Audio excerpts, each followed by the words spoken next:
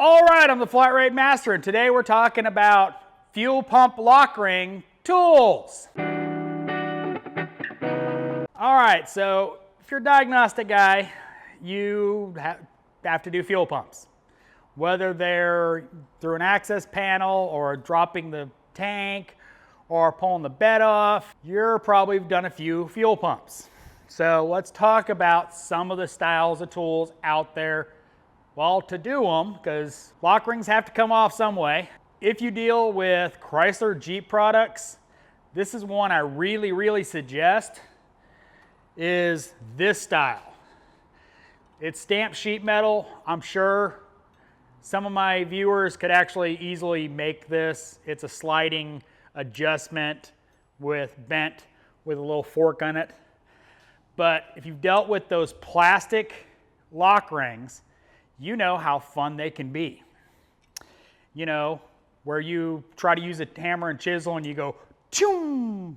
Well, that's one nub off. Choom, there's two. This does a lot better job of being able to get that lock ring off. Now, there's no part number on it. I want to say I got it from Matco, but not sure. I will try to link all these products in a pin post in comments with Amazon links. They are affiliate links, so if you want to support the channel, if not, well, Google. If you deal with that style of fuel pump, definitely well worth it to have, because trust me, those plastic ones kind of suck. Next style is, this is a JTC 1312A. And it is got little nublins on it to grab. It'll similarly work on those plastic tanks. Not as well because it doesn't have quite as much reach, but it works really well for certain Volkswagen fuel pumps and some other European stuff. And, you know, definitely comes in handy. The last one we're going to talk about is probably the biggest pain in the butt, and that is the metal lock rings that wedge.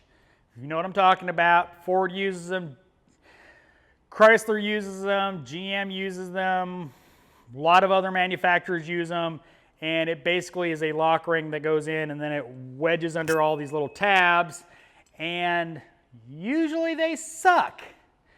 I'll put a picture up here, this tool in action, and unfortunately it did not work.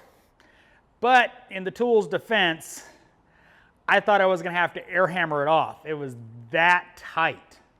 I mean, I almost thought I was going to have to buy a new lock ring because it was that tight. I mean, with a hammer and chisel, I almost knocked one of the tangs off of it. That's how tight it was. It went on easy. I don't know why it was that tight to come off.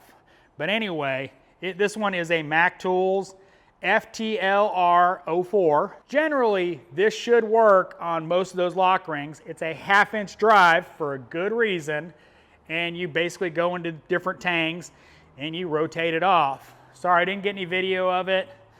It's hot in the shop and, well, I was busy. These three are going to get you by with most general repairs. There are specialty ones like Volvo, BMW, I know has some.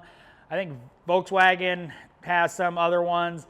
Pretty much every manufacturer that decides, oh, let's do a new lock ring on our fuel pumps, there's a special tool for it. So I'll try to find some random ones and link them too. If you're doing fuel pumps, you need to look into some tools to do it right, because the wrong way can mess some stuff up. Like, you know, putting a gouge in a tank. As always, thanks for watching. I am the Flat Rate Master.